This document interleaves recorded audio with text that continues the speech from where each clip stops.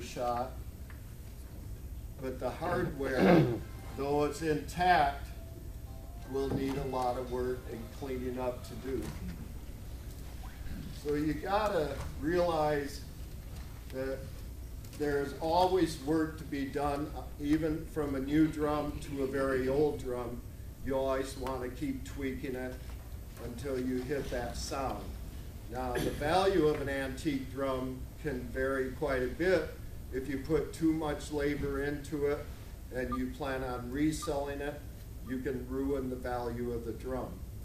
Whereas if you can make it functional without distorting too much about the parts, the looks, and so on, you've got a good drum.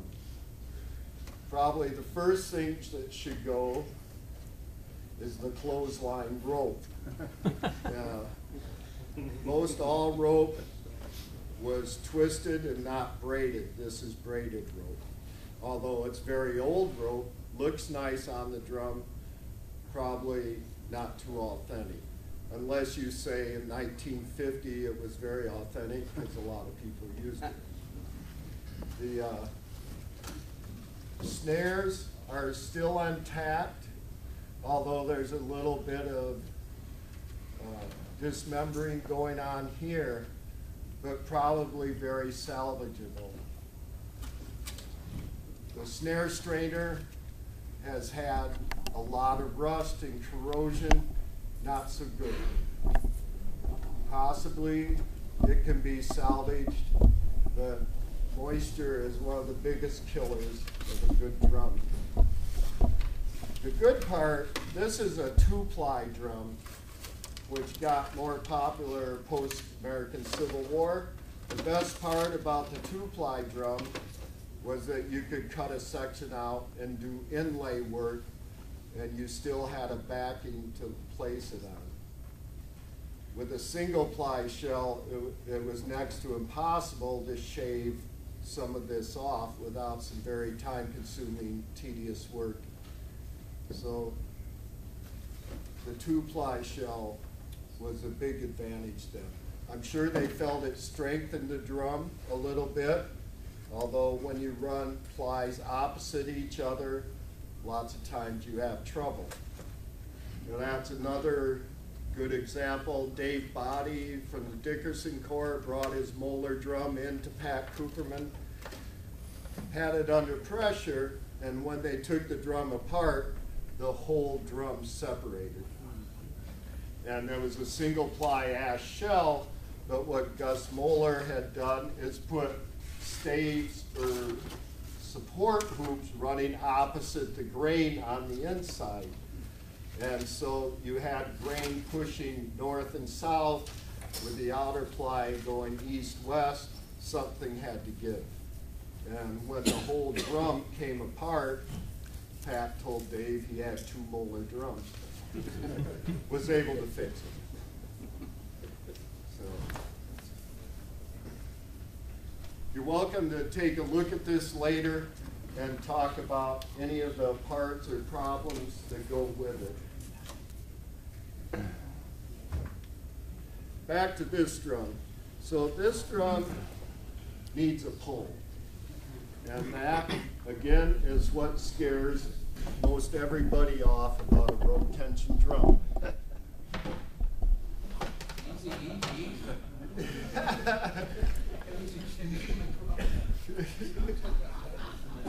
The first thing you got to do is make sure that the snare strainer and the snare beds line up.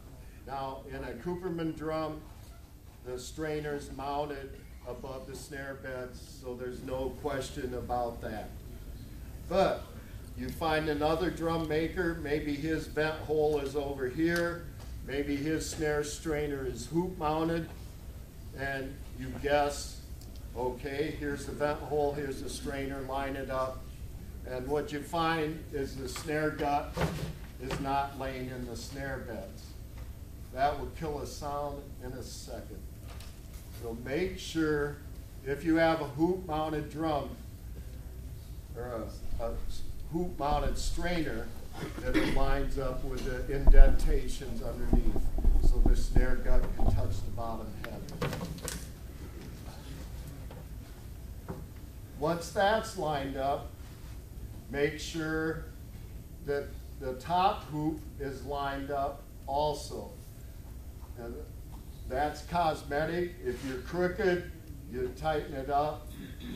Nothing's going to hurt the sound. It's just not going to look straight. So make sure by getting the top hoop, I always use the rope as my guide so I know that everything's straight. So you got a rope hole, vent hole, snare strainer.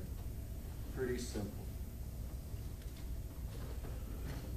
When you're pulling a drum by hand, I have a certain way of doing it. We teach a certain way, but that doesn't mean our way is the only way. So there's plenty of ways of pulling a drum. People sit on the floor, put their feet into it. People stand them up on the sides and snap them. And there's nothing wrong with that. But if you're sort of a novice at it, don't do it that way. Put it on a table, keep it straight. Don't do it 5 minutes before your performance.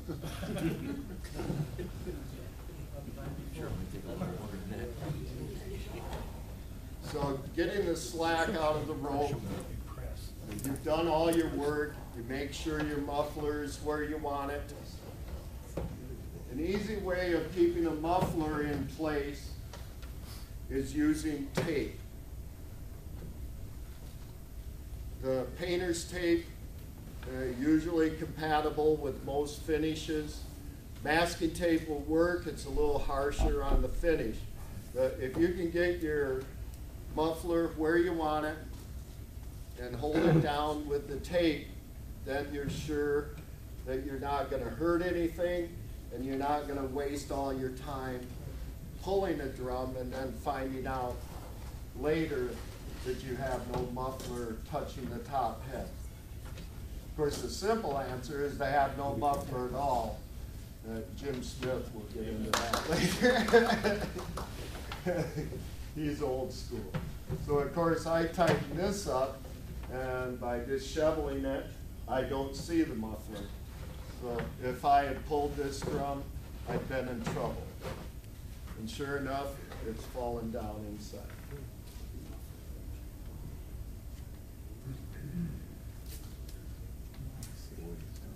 Simple, good idea.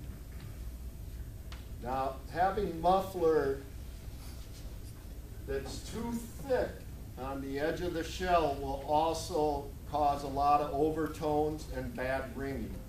So you have, if whatever muffler material, it doesn't matter if it's a bed sheet or a pillowcase or canvas cotton like this is, make sure that it's not too thick around the bearing edge.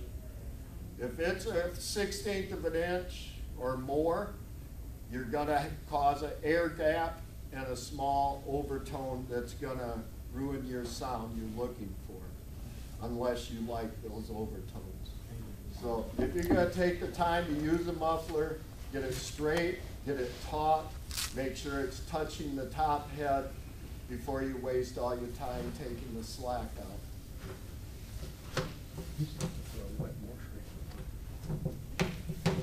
There's an ear under your.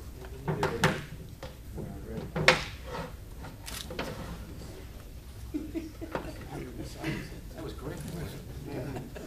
Sounds weird. Where's Jack at? Where's Jack? Jack Daniels. Huh? Jack Daniels. No, it's Jack Murray's drum.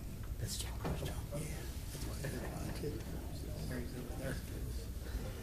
So if anybody wants to talk about pulling the drum over the weekend, feel free. I'll show you quickly by hand how we do it.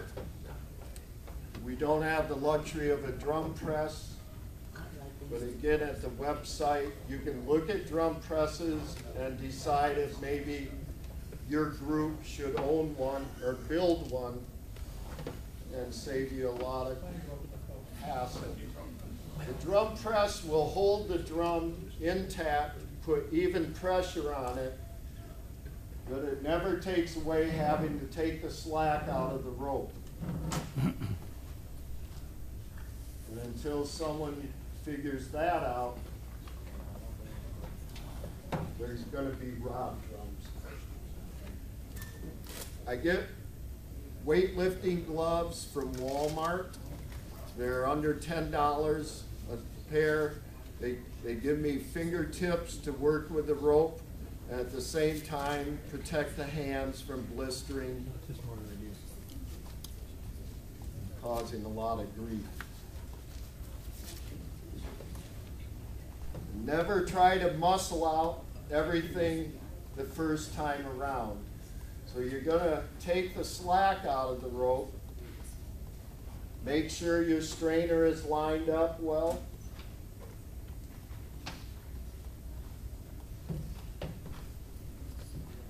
And then we'll call this the first bay because it's to the right of the I-splice. And we'll go 2 through 10.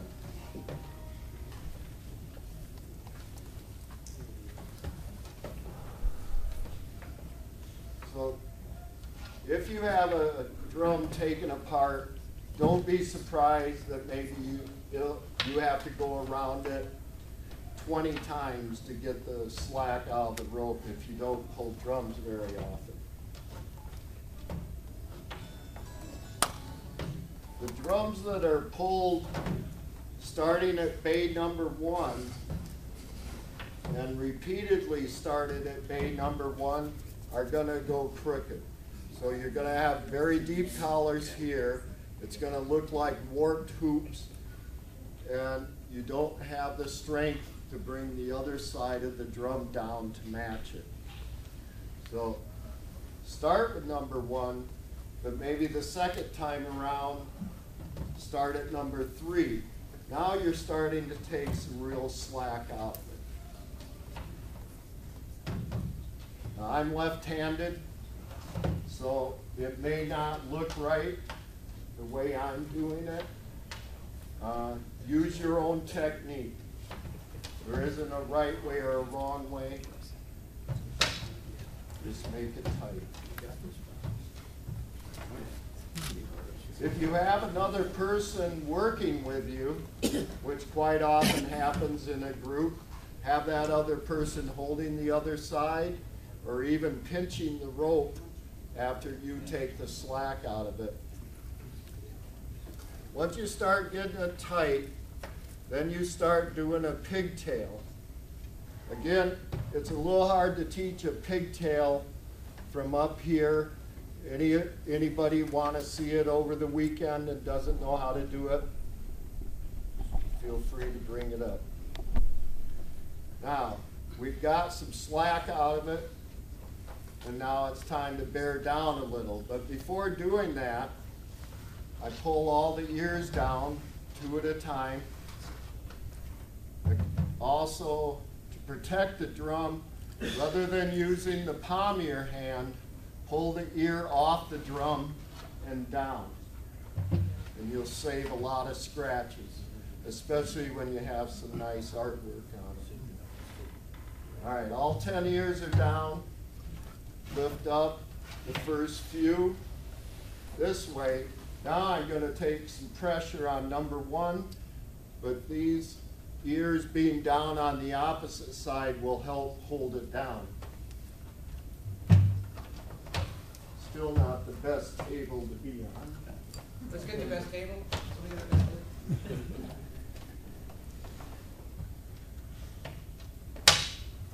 Now, as I'm pulling down, I'm also twisting up. That'll hold it while you pull up the other ear and get the slack out of the rope.